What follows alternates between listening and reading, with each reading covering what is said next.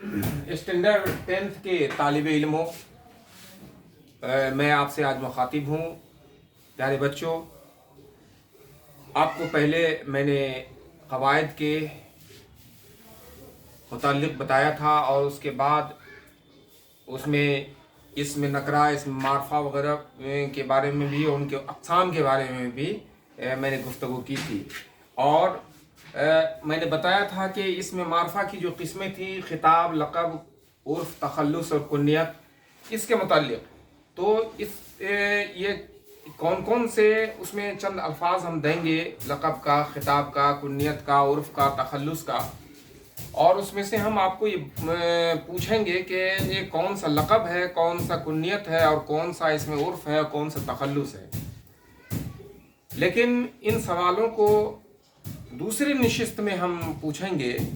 हम आज एक अहम टॉपिक के तरफ आपको ले चल रहे हैं और वो है सनाए और बदाए। ये सनाए और बदाए ये क्या होता है, ये जबकि हमारे निसाब में शामिल है। गौर कीजिएगा इसको, सनाए और बदाए। सनाए जो है वो सनात की जमा है। किसकी जमा है? सनअत। सनअत का जमा सनाए। और ये बदाए, बदी का जमा है बदाए, बदा ए। सनअत के मानी क्या होते हैं? सनअत के मानी होते हैं कारीगरी के। किस चीज के? कारीगरी के, कारीगरी। और बदाए के मानी होते हैं अनोखी या ताजगी। ये सनअत, सनाए की जमा और सनअत के मानी कारीगरी। बदी, बदाए का वाहिद है और इसका मतलब होता है अनोखी और ताजगी। अब ये सनाए और बदाए जो है वो हम जो शेर पढ़ते हैं, हम जो नज़्म पढ़ते हैं, हम जो गज़ल पढ़ते हैं, उसका ये एक जेवर है। सनाए और बदाए क्या है? वो शायरी का जेवर है। ये शायरी की वो सनतें हैं जिसके ज़रिया शेर को सजाया जाता है, संवारा जाता है। कुछ ऐसे अल्फाज अशार में लाए जाते हैं जिससे हमारे शेर जो हैं वो सजते हैं, संवरते हैं, खूबसूरत बनते हैं, अच्छे लगते हैं। जब कोई आदमी जेवर पहनता है तो वो खूबसूरत लगता है। उसी तरह जब शेर को हम सजाते हैं, संवारते हैं, तो वो शेर हमारा क्या होता है? वो खूबसूरत उससे होता है। जिसका मैंने बताया कि सनअत के मानी क्या हो गए? कारीगरी के। और बदी, बदाए से, बदाए अनोखी और ताजगी।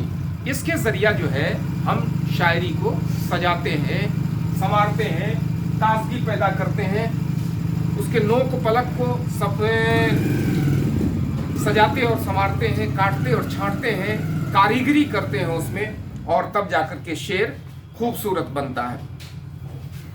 और इन्हीं लफ्ज़ी और मानी खूबियों को जो है हम सनाए और बदाए कहते हैं।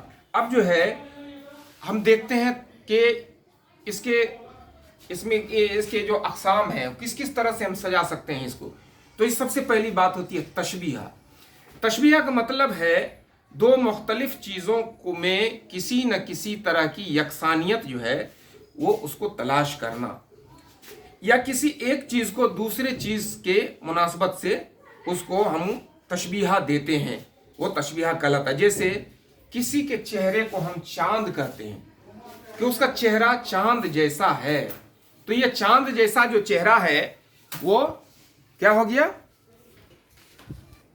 तो मैं ये बता रहा था कि किसी के चेहरे को चांद जैसा बताना, तो चांद, उसका चेहरा चांद जैसा है, उस लड़के का चेहरा, उस लड़की का चेहरा चांद जैसा है। फिर हम बताएंगे कि वो लड़का शेर की तरह बहादुर है। फिर हम दूसरी जगह कहेंगे उसका दिल जो है बड़ा सख्त है, पत्थर जैसा है उसका दिल। तो यहाँ दिल का हमने पत्थर से तशबीहा दिया, यानी पत्थर बहुत सख्त होता है तो उसका दिल नर्म नहीं है, सख्त है। तो ये तशबीहा हो गया पत्थर यहाँ पर, चांद जो है उसका हमने मिसाल दिया किसी के चेहरे से, खूबसूरती से, तो ये क्या हो गया, ये तशबीहा हो गया। उसी तरह से हमने बहादुर कहा कि लड़का शेर के जैसा बहादुर है, तो शेर की मुनासबत से जब हमने उसको उस लफ्ज़ का इस्तेमाल किया तो ये क्या हो गया, तशबीहा हो गया। तो तशबीहा, अब इसके मुतालिक अब जो है सो दूसरी जगह भी बात करेंगे।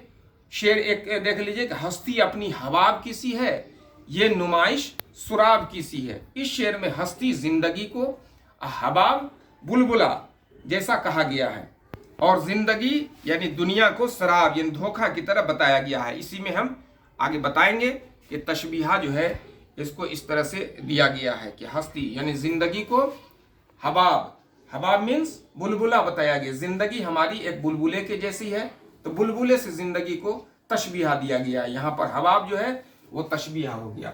तो हमारी आपकी समझ में आ गई होगी कि तशबीहा किसे कहते हैं। तशबीहा के मतलब दो मुख्तलिफ चीज़ों में किसी न किसी चीज़ की यकसानियत हो और उसको एक चीज़ को दूसरे चीज़ से जब हम मिसाल देते हैं तो वो तशबीहा कहलाता है। तो आज के नशिस्त में इतना ही, आप लोग इसका ध्यान रखिएगा, और हम उसके बाद तशबीहा के बाद जो आएगा टॉपिक, उस टॉपिक पर हम लोग गुफ्तगू करेंगे। तो आज बहुत बहुत शुक्रिया।